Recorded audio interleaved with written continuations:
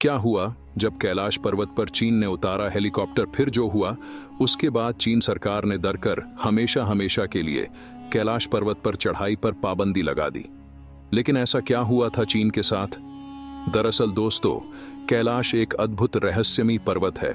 सनातन धर्म में कैलाश पर्वत का बहुत महत्व है क्योंकि यह भगवान शिव का निवास स्थान माना जाता है। लेकिन इसमें सोचने वाली बात यह है कि दुनिया की सबसे ऊंची चोटी माउंट एवरेस्ट को अभी तक 7,000 से ज्यादा लोग फतह कर चुके हैं, जिसकी ऊंचाई 1848 मीटर है। लेकिन कैलाश पर्वत पर आज तक कोई नहीं चढ़ पाया, जबकि इसकी ऊंचाई एवरेस्ट से लगभग 2000 मीटर कम यानी 628 मीटर है। यह अब तक रहस्य ही बना हुआ है। मीडिया रिपोर्ट्स के मुताबिक एक पर्वतारोही ने अपनी किताब में लिखा था कि उसने कैलाश पर्वत पर चढ़ने की कोशिश की थी, लेकिन इस पर्वत पर रहना असंभव था क्योंकि वहां शरीर के बाल और नाखून तेजी से बढ़ने लगते हैं। इसके अलावा कैलाश पर्वत बहुत ही ज्यादा रेडियो एक्टिव भी है।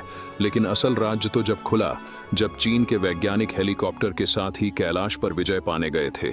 लेकिन उनके साथ घटी वह घटना जिसके आगे चीन ने भी हाथ जोड़ लिए। लेकिन दोस्तों, आगे बढ़ने से पहले अगर महादेव के सच्चे भक्त हो तो वीडियो को एक लाइक करके कमेंट बॉक्स में सच्चे दिल से हर हर महादेव जरूर लिखे। दोस्तों, कैलाश पर्वत पर कभी किसी के नहीं चढ़ पाने के पीछे कई बातें प्रचलित हैं।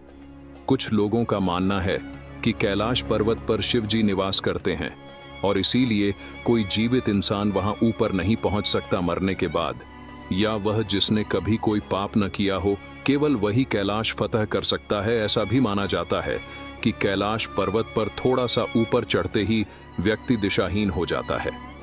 चूंकि बिना दिशा के चढ़ाई करना मतलब मौत को दावत देना है, इसीलिए कोई भी इंसान आज तक कैलाश पर्वत पर नहीं चढ़ पाया। सन 1999 में रूस के वैज्ञानिकों की टीम 1 महीने तक माउंट कैलाश के नीचे रही और इसके आकार के बारे में शोध करती रही। वैज्ञानिकों ने कहा कि इस पहाड़ियाच की तिकोने आकार की चोटी प्राकृतिक नहीं बल्कि एक पिरामिड है जो बर्फ से ढका रहता है। माउंट कैलाश को शिव पिरामिड के नाम से भी जाना जाता है। जो भी इस पहाड़ियाच को चढ़ने निकला या तो मारा गया या बिना चढ़े वापस लौट आया। सन 2007 में रूसी पर्वतारोही सर्गे सिस्टिकोव ने अपनी टीम के साथ माउंट कैलाश पर चढ़ने की कोशिश की। सर्गे ने अपना खुद का अनुभव बताते हुए कहा, कुछ दूर चढ़ने पर मेरी और पूरी टीम के सिर में भयंकर दर्द होने लगा। फिर हमारे पैरों ने जवाब दे दिया। मेरे जबड़े की मांसपेशियां खिंचने लगीं और जीभ जम गई। मुंह से आवाज निकलना बंद हो गई। चढ़ते हुए मुझे महसूस हुआ कि मैं इस पर्वत पर चढ़ने लायक नहीं हूं। मैं फौरन मुद्दा कर उतरने लगा। तब जाकर मुझे आराम मिला। फिर कुछ चीन के वैज्ञानिक एक समूह को लेकर कैलाश के निकट पहुंचा क्योंकि उन्हें यकीन था कि हम कैलाश पर जरूर फतह पा लेंगे। लेकिन जैसे ही वे आगे बढ़ने लगे उनके साथ भी ऐसा ही हुआ।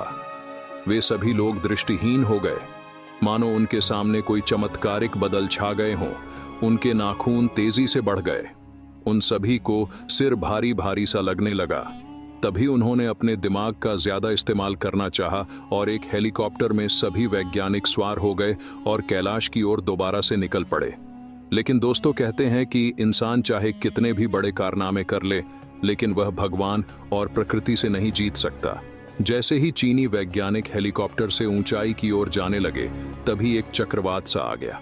धरती पर कोई भी तेज हवा नहीं दिखाई पड़ रही थी, लेकिन ऊपर मौसम बिगड़ गया था और तभी हेलीकॉप्टर का बैलेंस बिगड़ने लगा। अंदर बैठे लोगों को ऑक्सीजन की कमी होने लगी। जो लक्षण उन्हें तब दिखाई दे रहे थे जब वे कैलाश पर पैदल चढ़ाई कर रहे थे, वही लक्षण अब भी दिखने शुरू हो गए थे। उन्होंने तुरंत हेलीकॉप्टर नीचे उतारा और अपने प्राण बचाए। वे सभी पर्वत के सामने हाथ जोड़ लिए।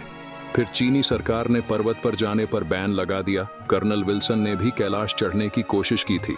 वे बताते हैं, जैसे ही मुझे शिखर तक पहुंचने का थोड़ा बहुत रास्ता दिखता कि बर्फबारी शुरू हो जाती और हर बार मुझे बेस कैंप लौटना पड़ता। चीनी सरकार ने फिर कुछ पर्वतारोहियों को कैलाश पर चढ़ने को कहा, मगर इस बार पूरी दुनिया ने चीन की इन हरकतों का इतना विरोध किया कि हार कर चीनी सरकार को इस पहाड़ पर चढ़ने से रोक लगानी पड़ी। कहते हैं, जो भी इस पहाड़ पर चढ़ने की कोशिश करता है वो आगे नहीं चढ़ पाता। उसका हृदय परिवर्तन हो जाता है। यहाँ की हवा में कुछ अलग बात है। आपके बाल और नाखून 2 दिन में ही इतने बढ़ जाते हैं जितने 2 हफ्ते में बढ़ने चाहिए। शरीर मुरझाने लगता है, चेहरे पर बुढ़ापा दिखने लगता है। कैलाश पर चढ़ना कोई खेल नहीं। 29,000 फीट ऊंचा होने के बाद भी एवरेस्ट पर चढ़ना तकनीकी रूप से आसान है, मगर कैलाश पर्वत पर चढ़ने का कोई रास्ता नहीं है। चारों ओर खड्डी दीधी चट्टानों और हिमखंडों से बने कैलाश पर्वत तक पहुंचने का कोई रास्ता ही नहीं है। ऐसी मुश्किल चट्टानें चढ़ने में बद्दे से बद्धा पर्वतारोही भी घुटने टेक दे। हर साल लाखों लोग कैलाश पर्वत के चारों ओर परिक्रमा लगाने आते हैं। रास्ते में मानसरोवर झील के दर्शन भी करते हैं। लेकिन एक बात आज तक रहस्य बनी हुई है, अगर ये पहाड़ इतना जाना जाता है तो आज तक इस पर कोई चढ़ाई क्यों नहीं कर पाया? कुछ तो खास है इस पर्वत पर, और हमारे पुराणों के अनुसार ये कैलाश ही तो हमारे शिव जी का निवास है। जब हमारे ग्रंथ कुरान हर जगह सच साबित हो रहे हैं तो हो न हो यहाँ पर त्रिलोकी का की निवास है। तो दोस्तों, क्या कहना है इसके बारे में आपका कमेंट बॉक्स में सच्चे दिल से हर हर महादेव जरूर लिखें। साथ ही साथ इस वीडियो को एक लाइक करके चैनल को भी सब्सक्राइब करें।